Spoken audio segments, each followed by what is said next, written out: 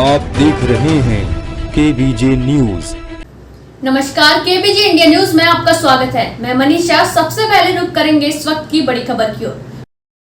कुंभ मेले में आस्था, परंपरा और अनूठी मान्यताओं का अद्भुत संगम देखने को मिलता है, जहां हर दिन कोई न कोई नया प्रसंग लोगों के आकर्षण का केंद्र बनता है। ऐसी ही एक घटना प्रयागराज के पवित्र त्रिवेणी संगम में देखने को मिली, जहां 5 वर्षीय बालक राम, जिन्हें श्रीश बाहुबली महाराज भी कहा जाता है, अपनी अनोखी आस्था और दृढ़ संकल्प के चलते सुर्खियों में बने हुए हैं। उनकी दृढ़ इच्छा शक्ति और धार्मिक समर्पण ने महाकुंभ के इस भव्य आयोजन में एक नया आयाम जोड़ दिया है। महाकुंभ में जहां अलग अलग रंग देखने को मिल रहे हैं, वहीं आज 5 वर्षीय बालक राम, जिन्हें श्रीश बाहुबली महाराज कहा जाता है, का त्रिवेणी संगम के पवित्र तट पर निषाद राजगृह के वंशज डॉक्टर बीके कश्यप ने पांव पखार कर पूजन किया। इस आयोजन ने श्रद्धालुओं का विशेष ध्यान आकर्षित किया। बालक राम केवल एक साधारण बालक नहीं है, बल्कि उनकी आस्था और उनकी दृढ़ इच्छा शक्ति ने उन्हें कुंभ मेले में एक अलग पहचान दी है। उनकी यह मान्यता है कि जब तक प्रधानमंत्री नरेंद्र मोदी स्वयं उनका पूजन नहीं करेंगे, तब तक वे अपने बालों का मुंडन नहीं करवाएंगे। यह संकल्प उन्हें कुंभ मेले में आए श्रद्धालुओं और संत समाज के बीच चर्चा का प्रमुख विषय बना रहा है। बालक राम को लेकर यह पहली बार चर्चा नहीं हो रही है। उत्तर प्रदेश के डिप्टी सीएम केशव प्रसाद मौर्य समेत योगी सरकार के कई मंत्री पहले ही इनका पूजन कर चुके हैं। इसके बावजूद उनका हट कायम है और वे प्रधानमंत्री मोदी के पूजन तक अपने बालों का त्याग नहीं करेंगे। बालक राम के इस निर्णय को लेकर कुंभ मेले में संतों और श्रद्धालुओं की अलग अलग राय देखने को मिल रही है। कुछ लोग इसे आस्था तो कुछ लोग तपस्या का प्रतीक मान रहे हैं, वहीं धार्मिक चर्चा का विषय भी मान रहे हैं। त्रिवेणी संगम में स्नान करने के बाद बालक राम ने अपने पूजन स्थल पर विशेष मंत्रोच्चारण के बीच पूजा अर्चना की। वे पूरे समर्पण के साथ हनुमान जी और भगवान श्री राम के भक्त माने जाते हैं और उनका यह दृढ़ निश्चय सनातन संस्कृति में उनके गहरे विश्वास को दर्शाता है। आज के इस आयोजन में अखाड़ों के साधु संत, महंतों और श्रद्धालुओं की भारी भीड़ उमड़ी। हर कोई बालक राम की तपस्या और उनकी आस्था को देखकर चकित था। बालक राम के संकल्प की चर्चा अब दूर दूर तक फैल रही है। श्रद्धालुओं और सामाजिक कार्यकर्ताओं के बीच यह सवाल उठने लगा है कि क्या प्रधानमंत्री नरेंद्र मोदी इस विशेष अनुरोध को स्वीकार करेंगे। महाकुंभ में आए हुए कुछ लोगों का मानना है कि प्रधानमंत्री मोदी भारतीय संस्कृति और धर्म के प्रति गहरी आस्था रखते हैं। ऐसे में वे इस विषय पर गंभीरता से विचार कर सकते हैं। बालक राम की इस अनोखी यात्रा ने महाकुंभ में एक नई धार्मिक धारणा को जन्म दिया है, जहां लोग गंगा, यमुना और सरस्वती के संगम में स्नान कर अपने पापों का प्रायश्चित करते हैं। वहीं बालक राम जैसे छोटे बच्चे का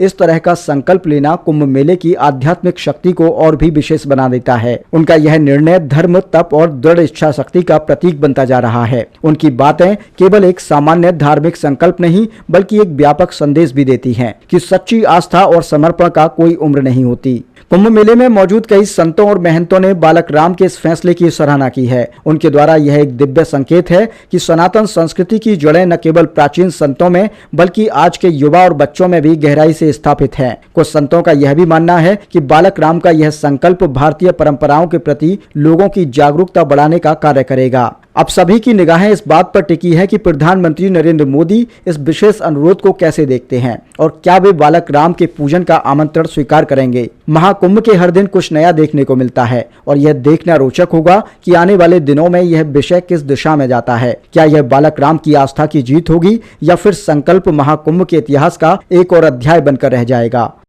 आप राम जी किसके लिए बने? क्यों? मोदी जी आएंगे, मेरी पूजा करेंगे। आपकी पूजा करेंगे? हाँ। क्यों करेंगे आपकी पूजा? क्योंकि मैं राम जी हूँ। कहाँ के राम जी हैं आप? सूरजधाम रामघाट।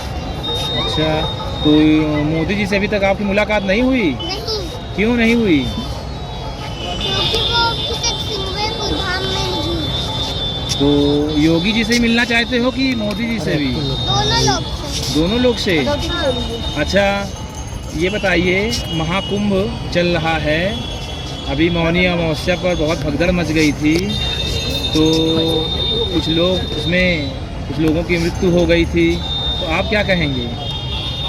उन लोग के परिवार को बहुत बुरा लगा। अच्छा, उन लोग के परिवार को बहुत बुरा लगा। हाँ। आप भी दुखी हैं उससे? हाँ। योगी जी, मोदी जी ने व्यवस्था अच्छी की है कुंभ की? हाँ। क्या व्यवस्था की है योगी जी ने?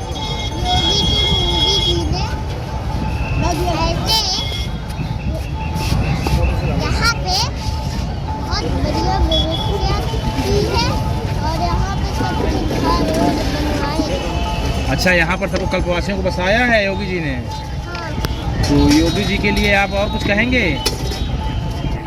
मोदी जी के लिए। क्या कहेंगे मोदी जी के लिए? मोदी जी आप आके मेरी पूजा करो। 5 तारीख को तो मोदी जी आ रहे हैं प्रयागराज, तो आप क्या चाहते हैं? रमेशपुर आके मेरी पूजा करो। श्रृंगवेरपुर आके पूजा करें।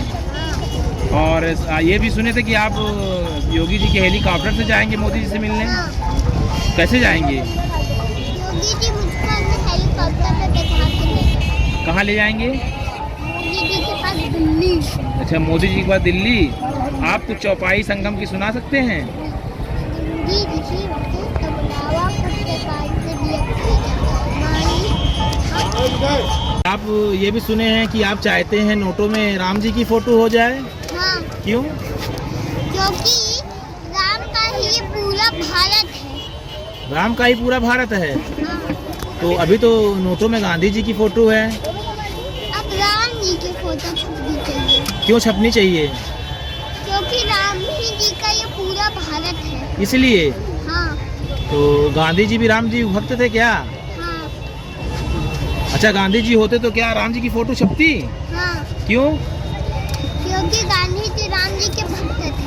अच्छा, तो आप मोदी जी से योगी जी से क्या कहना चाहेंगे इसके बारे में? मोदी जी योगी जी अब से गांधी की फोटो नोट में ना छपे, राम की छपे। अच्छा, आप संगम की चौपाई भी कुछ जानते हैं? हाँ, संगम की चौपाई सुनाइए। जी ऋषि वशिष्ठ बुलावा पुत्र काम से देव। देव धनुष के नर नर सीरी सादर मंज की सकल। तो ये संगम है। हाँ, संगम कितनी नदियों से मिलकर बनता है? सरस्वती गंगा यमुना अच्छा। इन तीनों का संगम है। अच्छा। खबरों में अब तक के लिए बस इतना ही। ताज़ा खबरों की अपडेट के लिए हमारे चैनल केबीजे इंडिया न्यूज को सब्सक्राइब करें, खबरों को लाइक करें और शेयर करना ना भूलें। तब तक के लिए नमस्कार, देखते रहिए केबीजे।